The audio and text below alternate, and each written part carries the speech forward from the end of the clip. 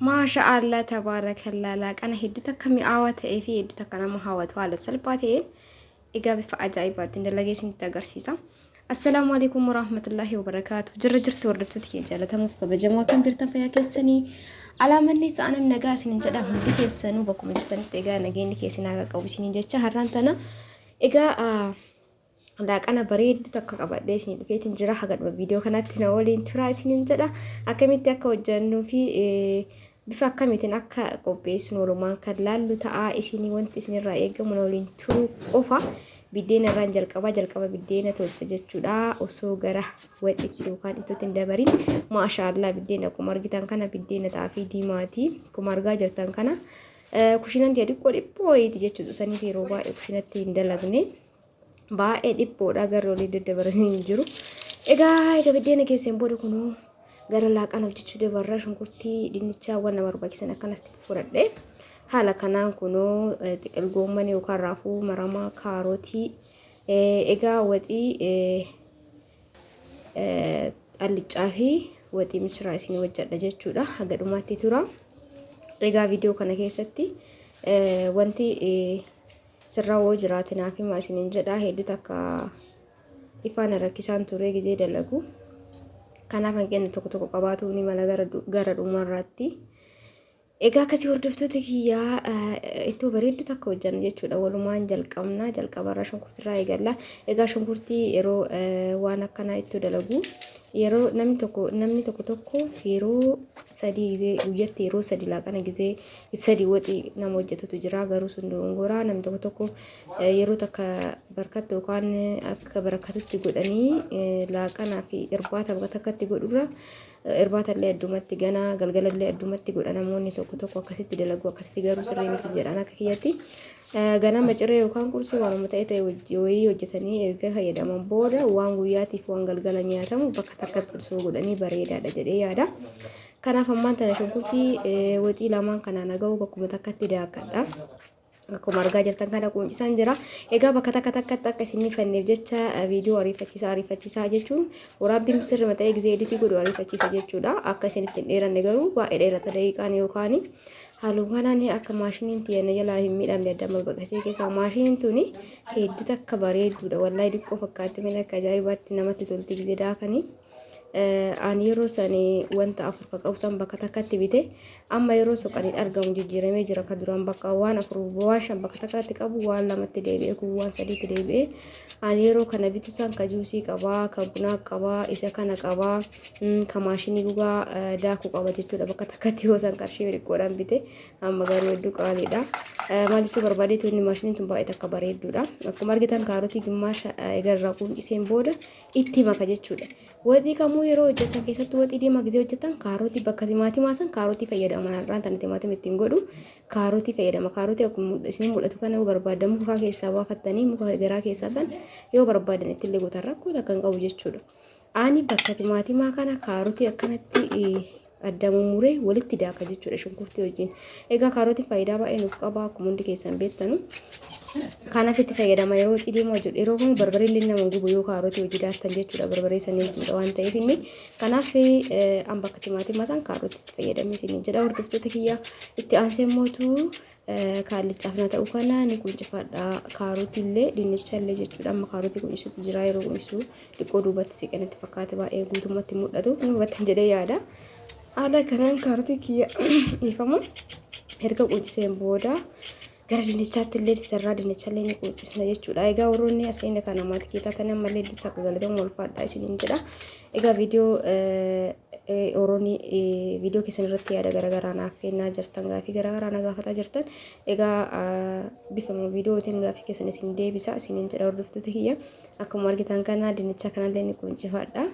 Egaa dinnicha illee firee arfan takka akkuma argaa jirtan kana kaasitti qopheessee maaliif jennaan walitti goona waan ta'eef diqoo goonee walitti bakka takkatti ni baa'ata jechuudha. Goommana illee itti dabala waan ta'eef dinnicha kaarotii goommana walitti goona. Egaa misira gizee wajjannu karaa lamaan hojjechuu dandeenya.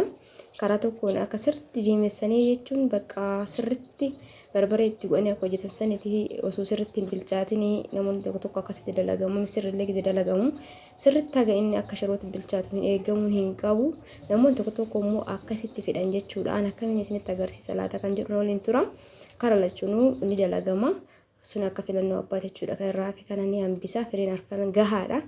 Egaa kana godheen booda dinnichaa fi kaarotii dhiqadhee kunoo qulqulleessee kanatti fidee jira. Itti aansee mootu shunkurtiin kiyyaallee daakkamee yeroo daakkusanitti agarsiisne kunoo bututee jira jechuudha kaarotiin wajjin. Yeroo kamuu gisee hojjedhu ani waxii diimaa yeroo hojjedhu kaarotii fi shunkurtii walitti daaka jechuudha. Baay'ee takka mi'eessa wallahi baay'ee takka mi'eessallee sugollee ni barakata akkasumallee barbarellee nama gubu jechuudha. Egaa kana godheen booda biradistii lachuutu addaan qoodadha. Jalqaba waxii diimaa kanatti baay'isa jechuudha. Licaan dirqama barbaachisa waan ta'eef isa kanatti baay'ifadhee irraa qooda itti aansee akkuma argaa jirtan kana kaallichaatitti keessa dhadhaa jechuudha. Kaafee saniin gara kan ni hojjenna. Egaa baay'ee takka jaalatan jedhee yaada karaa kanaanillee isinitti agarsiisa karaa itti aanullee isinitti agarsiisa yoo barbaadan misira jechuudha. Haaluma kanaan shunkurtii adii yookaan qullubbii adiillee ni bulleeffadhee bakka takkatti bulleesseen booda isaan lamaaniif addaan qooda. Viidiyoon akka isinitti hin dheeranne obsaan dhaggeeffadhaa isiniin jedha. Haala kanaan bulleessee jira. Osoo gadi xiqqoorra buusee saniin gara kaanii sirriitti egaa bulleesseen booda isaan lamaaniif addaan qooda jechuudha. Akkuma argaa jirtan kan nu mul'ata jedheetii yaada. Kunoo egaa kana godheen booda egaa dinnichaa kana ni babbaqasa. Egaa dhugaa dubbachuuf dinnicha yeroo baay'ee nana karratti kana babbaqasuun natti tola yookaan naa salphata. Maktafa irratti baay'ee takka natti hin jedhu harkatti na daddafsi jechuudha. Maktafa irratti illee beeku sun taane harkarratti na daddafsiisa akkuma argaa jirtan kana isallee ni babbaqaffadha. Yoo barbaadan immoo maktafa irratti akkanatti babbaqasuun illee ni salphaadha. Anka harkaa santu na dafa jechuudha. Harkaa san akkuma san fixa. Haala kana erga babbaqaseen booda egaa gara kaarotiitti dabarraa kaarotii akkuma dur isiniin jedhe namni barbaadan kun oomuu isaa kana haala salphaan kana keessa baafadha. Yoo baasullee baatte rakkoo qaban tokko akka namatti ciraa yoo barbaade keessaa baasa jechuudha. Rakkoo takka hin qabu yoo hin barbaanne ta'e akkana keessaa baasuun ni danda'ama jechuudha. Haala bifa hundaanuu ni cira jechuudha. Kaarotii kana dalgatti illee akkasuma dheeressee illee akka barbaadetti bifa hundaanuu ciree gaallichatti godhanna jechuudha. Haala kanaan gootanii mukkee keessaa sun hafuullee rakkoo hin qabu bilchaata hin nyaatamu. Garuu yoo hin barbaanne ta'e isin keessaa baasuu dandeessan jechuudha. Haala kanaan godhee dhedheerinni illee ni cira. Egaa yeroo takka yeroo laaqana hojjennu waan garaagaraa cina cinatti goonee namoonni tokko tokko akkasitti godhuu waan qisaasessu yookaan immoo waan inni fixutti fakkaata. Garuu yeroo takka akkanatti guutatanii yoo godhatan misaa fi irraatii bakka takkatti gootan jechuudha. Yeroo lama dalagatanii anam akkasitti dalagaa yeroo kamuu amma kana laaqana dalagee taanaan laaqana irraa nyaannee kaafee galgalaaf ta'a jechuudha. Yeroo lama dalaguun irraa hin eegamu. Itti aansee raafuu maramaa kana yookaan xiqilgoommanii kanallee walakkaa isaa fayyadamaa isallee walakkaa itti godha. Yeroo baay'ee xiqilgoommanii kana yeroo itti gootan dhumarratti itti godha. Egaa dinnichaallee bilchaate jechuun akka sirriitti illee akka bilchaatu eeguu barbaadan isin mirga keessan jechuudha. Akkuma argitan kana qaqalliseetiin cira ni argitanii akkana qaqallisee cira jechuudha. Saniin gara kaanii egaa kuuwwan bilchaate dhumarratti godhanii xiqilgoommanii kana inni baala waan ta'eef dafee bilchaata. Kanaaf yeroo illee fudhatu jechuudha. Dhumarratti godhuu yookaan dafee du'a keessatti haala kanaan ciradhee geesse kan ammoo firiijii keessa faayaa saniin gara kaan kunoo nuti qophaa'eera amma walumaan gara dalagaatti seenna jechuudha. Har'a istoofirra isin dalaguu fi istoofiin kee namatti hin tolu ka dhaabbataa san waan ta'eef baay'ee na rakkisa waraabuu fi haa ta'uuti aga danda'e tokkoon isin argisiisuu fi yaala jechuudha. Akkuma argaa jirtan kana irra kaayee biradistii lakkii irra kaayee jira. Ifaan kun jechuudha istoofiin kun baay'ee takka lakkaaya ana bira qofamu isin birallee olii beektanaa himu baay'ee lakkaa'aa kaawwan irra jechuudha. Humna ni qaba garuu ni lakkaaya baay'isee akkuma argaa jirtan kana bilchaataa jira lamaanuu. Egaa kana gooneen booda egaa hallichaa keenya irratti zayitii godhanna jechuudha. Zayitii osoo baay'isii likkimatti itti godhanna isin jedha hordoftoota kiyya akkuma argaa jirtan kana isinitti mul'ata jedhee yaadaa. Kasala lama qabsiisuu jedhee istoofirratti dalaguutti jira. Nuti tolee baay'ee sirriitti sirriitti akka biyya kaaniitti waraabuuf natti hin tolle. Haa ta'uuti akkanumatti ni argitan jedheeti ni yaada. Haala kanaan erga beeksisu godheen booda irdillee xiqqeessee itti godha. Irdii yoo qabaate rakkoon qabu kaarotii yoo bulleessitanii itti gootaniyyuu garuu irdii xiqqoo itti godhan kalarii yookaan halluu isaa iddoo bareechisa. Haala kana itti gooneen booda qullubbii reeksa illee addaan qoodannee itti godhana jechuudha. Dura kunaa xiqqoo inni jedhu itti qabanne. Eegas booda kanallee cinaa dhaallachuu ilaaluu qabna jechuudha. Ifaan haayilee qaba. Kunis kun akkuma argitan kana bilchaataa jira. Egaa timaatima ittiin fayyadamu isiniin jedheetiin jiraani. Bakka timaatimaa san kaarotii fayyadama jechuudha. Ittoo diimaa yeroo kamuu yeroo hojjetan kaarotii faqafaquu keessan hin dagatina. Hedduu bareedaadha. Ifaan irratti bade kunoo ifaan kennanii badanii dhufa dhugaa hedduu takka aaree viidiyoo kanarratti kunoo amma deebi'ee dhufee jira. Yeroo baay'een irratti dhaame wallahi.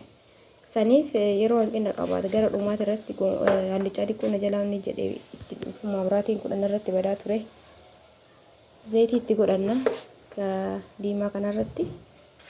Ifaan har'a bakka udda ganamaati ima bada ima deebi'a ima bada. Egaa waraabee dhumarra ga'ellee yeroo baay'ee rakkisee viidiyoo kana gadi dhiisu jedheetiin illee garuu dhumarratti ni jalaa babbadee gaariitti goggodhee geesseen booda yeroo baay'ee babbadee jechuudha. Haala kanaan kunoo hallichaan illee inni jedhaatiin jira. Shunkurtiin bilchaatee qullubbii adiitti goona. Akkuma argaa jirtan kan addaan qoodee bakka lamatti qullubbii adii san asitti illee kaanitti illee godhanna jechuudha hordoftoota kiyya. Egaa warroonni hanga ammaa channala kiyyaaf haarawwataa ta'anii jiraatan subscribe jechuudha. Ammaatii kiyya ta'a isiniin jedha. Kaarotii keenyatti godhanna. Jalqaba kaarotiitti goona. Kaarotiin xiqqoo dafee bilchaatu dinnicha duratti galuu qaba. Kanatti godhadheen booda xiqqoo ganna bilchaatu egaa sanbool dinnichaa itti godha jechuudha. Egaa isin akkana geesseen booda kanallee ni ilaalaa. Asittis barbaree keenya godhanna. Qullubbii adii fiilee taane kunoo bilchaataa jira. Isinitti illee as kaleessuuf yaadee akka biyyatti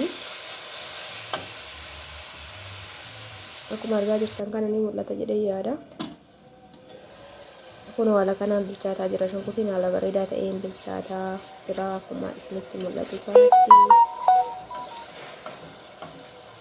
Egaa kana goonee taaneen booda barbaree keenyatti godhanna.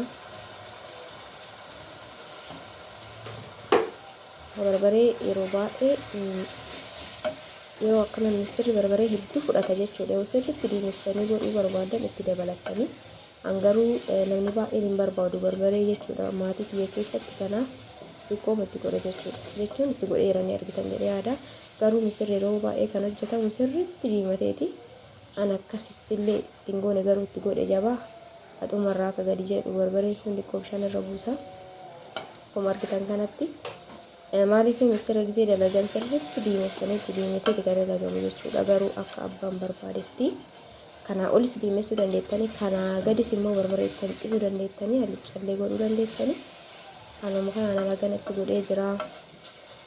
Haala kanaan sirriitti hojjeessuu qaban akka barbareen nama buna osoo bishaan ittiin xiqqeen jechuudha. Yeroo baay'ee laalaa itti qadaada sirriitti bilchaatuu qaba. Barbareen nama guba yookaan yoo asiin geessu asiin kunillee bilchaatutti jira. Amma asitti dinnichaa nanna. Haaluma salphaa ta'een laaqana bareedaa jechuudha. Kunoo bilchaatee jira. Sirriitti olii galanne jechuun hin barbaachisu. Kaarotiin bilchaatee haala kanaan egaa kana gooneen booda dinnichaa itti naqadha hallichaa kanatti. Akkuma argaa jirtan kana jechuudha. Kanaaf baay'ee takka addaan tursiisuun hin eeggamu. Anaa jedhamee ol addaan tursiiseyyuu eeganni bilchaateen booda dinnichaa kiyyatti naqadha jechuudha. Gisee hallichaa gootan yoo inni akka inni osoo bultiin barbaadan daftanii addaan hin tursiisin baay'een addaan tursiise amma kaarotii itti godhe akka kaarotii kun bilchaatu dinnichaa ittiin geemu jechuudha. Akkasitti barbaada waan ta'eef maatii keessa namni akkasitti barbaadu.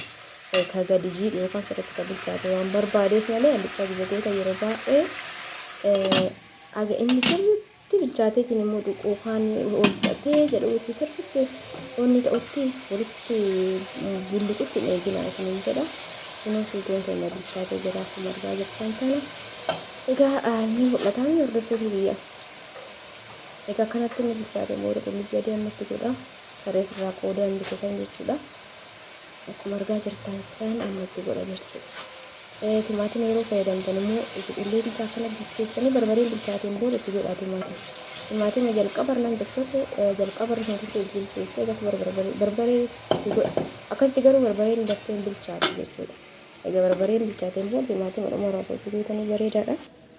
Haala kanaan kunoo laaqanni keenya nu ga'utti jira dhiqqumatu ati amma ifaa yeroo hedduu irratti dhaamina rakkisullee asiin ga'ee jira. Egaa kan ta'een booda misira kiyya irraa dhiqadhee qopheessee jira. Saniin booda misira kana itti naqaa jechuudha. Hordoftoota kiyyaa isinitti sissuuf yaalee jiran ni mul'ata. Egaa kana sirriitti bilcheessitaniin booda misira keessan qulqulleeffattanii egaa keessaa guuttanii dhixxaniin booda itti naqaa jechuudha. Viidiyoon kun baay'ee kanatti dheeratanii fi garuu ni hubattan jedhee yaada misira keessaa guuramuu ni ta'u. Misira keessaa guuree dhiqee kunoo qopheessee jira. San booda itti naqadha. Akkuma argaa jirtan kana. Keessatti fi kanallee bishaan xiqqootti godhee misirri kun qabatee naaboo malee bishaan jalqaba irratti hin godhamu. Sirri sukuumuu qabdan akka nama gumnetti jechuudha. San booda akkana sirriitti kana sukuumtanitti qadaadanii bishaan ho'aa sootti qicattanii bareedaadha. Akkuma argaa jirtan kana sukuumamuu qaba sirriitti. Saniin boodatti qadaannaa itti aansee yeroo itti qiccan bishaan ho'aa ta'uu qaba. Kunoo dinnichaan kanallee bilchaatutti jira. Egaa akkuma jiru isiniin jedhu kun xiqqoo isin hafa. Isin yoo akka inni sirriitti bulluquu hin barbaanne osoo dinnichaan sirriitti hin bilchaatiin goommana keessanitti galchitanii xiqqishuma egaa tuttaman booda irraa jallaamsuu qabda jechuudha. Goommanni humna hin qabu waan ta'eef.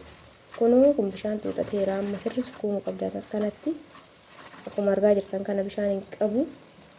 Egaa kana sirriitti sukuumtaniin booda bishaan ho'aa qiccan jechuudha. Gartanii dura bishaan ittiin keenyee kan misiraan itti gadi lolla'e malee amma itti qicadha. Bishaan haganaa ga'u itti qicadhe. Saniin gara kaanii xiqqootti qadaannee soogidda keenyatti godhanna. Haaluma salphaa ta'een waxii ajaa'ibaati. Haala kanaan isa kanallee cabsee ilaalee goomana itti godha jechuudha. Egaa hordoftoota kiyyaa viidiyoo ilaaltan laayikii godhaan ijaa isiniin jedha. Namni ilaaltan laayik gochuun lagatina. Yaada keessanillee barreessa. Akkasumallee gaaffii qabaattanillee walumaa galatti ilaalcha viidiyoo kana keessatti qabdan bakka koomentiitti barreessuu hin dagatinaa isiniin jedha. Ammaan tana bilchaate goommana itti godha. Goommana yeroo qopheessanii haala kanaan itti godha jechuudha. Akkuma argaa jirtan kana goommanni yoo itti naqan guutaa garuu yeroo dhiqoon booda kanatti gaddeebi'a jechuudha. Kanaaf itti godhe waliin gaha. Akkuma argitan kana suuta waliin gaha. Akkuma reef isiniin jedhetti an akka sirriitti laafuu barbaade isin yeroo allichaa hojjettan yeroo kaamu kaarotiitti laxxanee osoo xiqqoon turin kuna soogiddaatti godhan amma dinnichaa keessanitti godhatteen dinnichaan osoo sirriitti gadi cabuuf hin yaalin goommana itti godhattan jechuudha. Saniin booda soogiddaatti godhe cufa. Ka garanallee kun akkana ta'aa jira. Diimalleen akkana ta'utti jira isiniin jedha.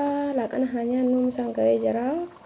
Kunoo kalaayee biddeen dura godhamee kanatti illee soogidda keenya naqanna. Saniin gara kaan akkanatti waliin geennee itti qadaanna. Saniin booda waxii qimamii yoo qabaattan qimamii waxii jechuuf yaadhiifamuuti qimamii jedhe isa itti godhattanii kun wallichaan keenya gaheera qaaraa keenya itti jiru qofatu nu hafa. Saniin booda isa diimaa kanatti qumee goonaa kanatti qaaraa kun akkuma argitan kana qaaraa itti godhee kan booda ifaa kee jal'aamsa jechuudha. Bilchaateera waan ta'eef an akkanatti barbaadeetti akkanatti godhee fi sirriitti akka bilchaatu ka barbaadeef jechuudha. Akkuma argitan kana bilchaateera. Isin garuu akkanatti sirriitti inni bilchaatu eeguu hin qabdan yeroo wallichaa hojjetan yeroo baay'ee yoo barbaadan malee jechuudha. Haala saniillee yoo barbaadan godhee isinitti agarsiisa. Egaa haala kanaan gooneen booda wanni kana keessa godhuun dagatiin hallichaa kamuu yoo gootan sigaa maxbashaatan yookaan baala kun foon yoo xabbasan keessa kaa'ansan isa keessa buufadha hallichaa kamittuu foolii hedduu akka bareechisa ni meessallee jechuudha. Bakka kun raawwateera. Istoofii jala dhaamsa kana. Egas booda kunoo kan adda barree kunillee gahee jira maashaallah. Akkuma dura isin ibsuuf yaaletti misira gizee gootan namni gariin agin sirri bilchaatu akka nama godhe kanatti godha. Namni gariin immoo osoo jira jechuun osoo ijji isaa sun irraa gadi moonni jedhin gadi laafin irraa buusu jira. Ambifa kanaan isinitti agarsiise egaa amma itti godhe kuni onniidha qimamii waxiiti jechuudha. Qimamii waxiitii wanti godhamu yeroo takka yoo bittan daatanii qaaqisanii naqatanii woxii kamuu yoo gootan kana irra buustan. Maashaallah kunoo ana akkanatti barbaade kadhama qabu kanaaf dafee irraa buusuu waadhe akka hubattan abdiin qaba. Isin immoo yoo barbaadan akka dura isiniin jedhetti dalagachuu dandeettan. Kanallee akka inni dhama qabutti dalage jechuudha. Allicaa kanas soonni akkanatti sirriitti hin bilchaatin isin irraa buufatu qabdanii misirallee soonni sirriitti akkanatti hin bilchaatin irraa buufatu qabdanii. Egaa akkuma argitan kana jalqabarra isin himee ture biddeenni yeroo godhu jalqabarra kuni diqqoo isin agarsiisa. Akkuma argaa jirtan kana biddeenillee haala kanaan jalqaba tolchee jira. Akka isin argitaniif akka isin ilaaltaniif amma isinitti agarsiisutti jira. Maashaallah ifaan ol bira hin ta'u waan ta'eef jalqaba tokko godhatu qaba. Istoofii 2-3 akkasumas eelee yoo lokkofame hin dhaama jechuudha. Qoxaariin hin dhaamsa. Jalqaba garuu biddeena kanatti tolchine. Egas booda ifaan irratti badee ture jidduun addaan dhaabee jechuudha. Biddeena dhaabee egas booda itti hojjadhe amma dhumarratti itti lokkosee deebi'ee jechuudha. Yeroo lama eelee lokkosee har'aan tana ifaan nattabate. Maashaallah biddeena akka bareeda gartanii. Haa nyaannu isiniin jedha biddeen illee ho'aadha waxiillee ho'aadha akkuma argitan kana viidiyoo kana gadumatti ilaaluu hin dagatina yaada keessanillee qeeqallee barreessuu hin dagatina isiniin jedha hordoftoota kiyyaa akka daqiiqaa hin dheeranne jedheetumaani ariifachiisee gidee biddeena tolchuullee yeroo biddeena akkasii tolchee isinitti agarsiisuu barbaadan immoo koomentii barreessaa isiniin jedha. Maashaallah biddeenni qaxaafii diimaati baay'ee akka namatti tola isiniin jedha kana fakkaata. Egaa viidiyoon kiyya kanarraa kan gammaa kana fakkaata hordoftoota kiyyaa viidiyoo biraatiin inshallah yeroo dhiyootti walitti deebina hangasittuu kana hanga dhumaatti ilaalaa laayikii godhuu sheerii gochuuf hin dagatinaa yaadaaf qeeqa keessanis barreessaa kunoo biddeenni akkuma argitan kana maashaallah amma laaqana dhiyeessuuf isiniin jedha kunoo woxiin keenya kana fakkaata kunoo callee itti godha salaaxaa gizee muruu isinitti agarsiisne daqiiqaa natti dheerate wallahi natti dheerate sanii fi gizee muruu isinitti agarsiisne salaaxaa kayyallee akkuma argitan kana itti godhadhee laaqana keenya nyaanna isiniin jedha haa nyaannu marti keessanu. Egaa waan dhageeffattaniif baay'ee takka galatooma horaa bulaa isiniin jedha isin hundaayyuu wallahi hedduu takka isin jaaladha isin kabajaa bakkuma jirtanitti fayyaana ta'a isiniin jedha. Egaa koomentii barreessuu hin dagatinaa yaadni keessan na jajjabeessa na utuba waan ta'eef yaada keessan walumaa galatti barreessaa isiniin jedha. Kunoo laaqanni kiyya kanarra tolche kana fakkaata. Egaa viidiyoo biraatiin inshallah yeroo dhiyootti walitti deebina. Kana fakkaata nyaannu isiniin jedha biddeen ho'aadha. Kunoo akkuma argitan kana fakkaata isiniin jedha hordoftoota kiyya. Viidiyoon kun akka isinitti tolu shakkii takka illee hin qabu isin immootu laayikiidhaan na mirkaneessaa isiniin jedha. Haa nyaannu hundi keessanuyyuu bakkuma jirtanitti fayyaana ta'a horaa bulaa baay'ee.